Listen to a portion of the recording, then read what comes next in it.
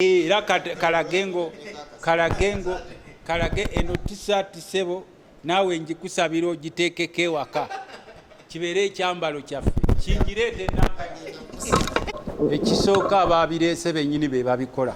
Kati bw'ojjawo okugaba amabaasa Museveni oba omuleseewa kubanga luli dalaba ne munaddiini ng'amugamba sebo emmotoka yange yafa ate akalulu katuuse. Munaddiini ow'amaanyi ennyo nga mulaba amugira. So bw'ogamba nti ojjawo politikisi w'essente gavumenti ya NRM oba ogisudde kubanga ebeerawo ku handouts. Ate n'ekirala tosobola kuregulatinga kyotataddeemu. Gwe mpa ssente otandika okumpeerako amateeka naye tolina kompadde gomanyiwa gye nzigye ssente zange. Ate n'ekirala kye mulina okumanya nti gavumenti mu byalo tezikyaliyo ku ground. Twagamba abakulu mu gavumenti bwe tunaaba tunakendeezaako ku nsaasaanya ya ssente tusooke twempawalinge ze bayita local governments. Local governments ze zikola emirimu egisinga era ze ziri nearest to the people. Ne local government toziwadde ssente ziri mu kweyiya kati waliwo nkeera bw'osobola kukeera ng'otudde eri kyankwanzi ku musito gw'embuzi ng'otandika kugamba mbu omusito gw'embuzi bw'ogulya n'okkuta n'oleeta ebintu ebitasobola kukola mbu simanyi kakati kimanyi tutandika okuregulatinga ssente. Kye boogerako in sense kikola amakulu okukendeeza ensimbi mu by'essente kuba kati n'abalonzi balonda lwaki walazima. Nobabuuza nti omusajja oyo gwe mwalonda ng'ate mu mukaaba nti ati yampaayo 5 nenkyamuukirira ku lunaku olwo ngenda okwekanga nga nkyamuukiriza n'abantu abalala nga 10. So these people muntu mu nkola yaabwe balina ekirowoozo ekyo tekyali badde kibi naye practical on the ground tekisobola kukolerawo kubanga kati politics from the word go yali commercialized.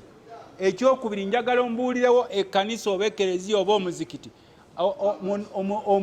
omuntu agenza osabirawo n'awaayo ekiweebwayo ekereziya n'ekigaana oba omuzikiti negamba gavumenti yagaana ababaka okuteeka ssente mu nanka sebo zizzeeyo ssente zo buli omu agamba omukama abeere naawe musajja gwagaba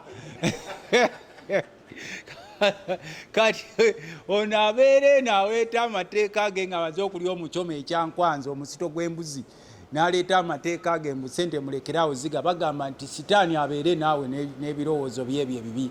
Teri muntu yali agaanye kumuwa.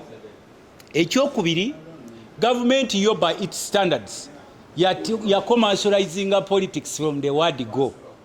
Naye lwakuba nti no bo bano balina we batoola wagazi. Kati for example ffe tugenda nga tulina fundraisings nga ne president kwali ogenda okulaba president agabyeyo ekipajero kiramba n'obuuzo nate pajero yajjewo olukusa olugigaba okwo si kugulirira munaddiini aleme kwogerako naye olw'okuba nti naffe tubeera batono abasobola okwogera ku bintu ng'ebyo ogenda okwekanga nga kifuuse kalica. So na wano bantu bakiganda waza bagamba ono alya n'oli alya yemmere etambula kati bakizizza mu politics ono alya n'oli alya ye politics atambula kwatosobola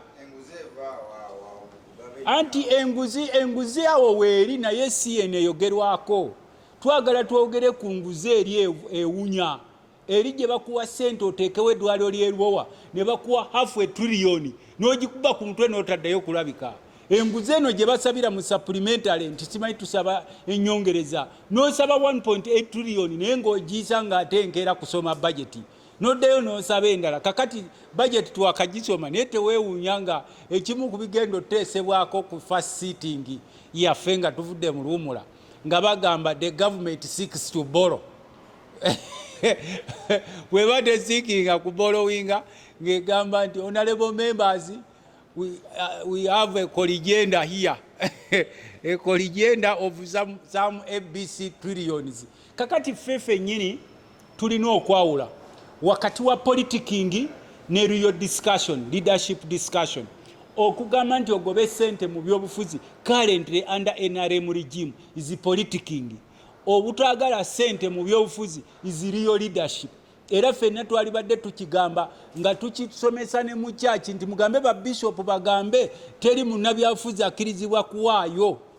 Bajja kugamba gundi oliko ekikyamu amasinzizo go n'ogabeezaawo era nga nze kyensuubira nti gye bujja gavumenti eyagala kugamba nti abantu tubaganye okuwaayo gavumenti yerina okuwangayo omutendera buli kyaki ng'owulira nti abakristaayo tubawadde n'abakatu tubawadde n'abasiraamu nga bwe bakyetema naye kati okusinziira ku mbeera eriwo eya survival for the fittest nsuubira ebyo tebikola era ababaka babadde ekyankwanzi beekuba emitima gyabwe oba babadde banyweddemu nga balidde ku musito gw'embuzi oli omubaka n'akireeta ne bagamba the eyes have it in kyankwanzi almost kuba kati kyankwanzi nero baagala gifuula palamenti ey'okubiri kyekyali badde kitunulwamu ekyo sebo.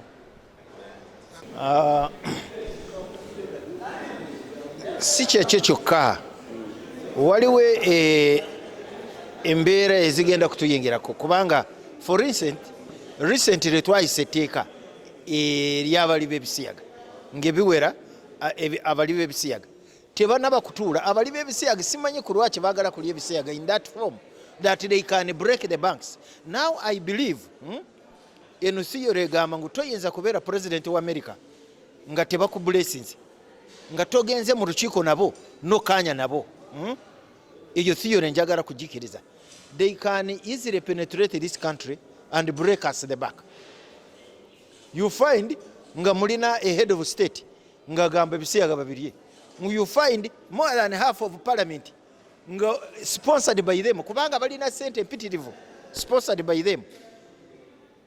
Osanga abantu on the ground nga basasanya sente obabuuza zino muzijawa tebategeera nabo totegeera nabo eyebazija so bo kujja kuvaayo nga cabinet ne bagamba baagala kuziregulatinga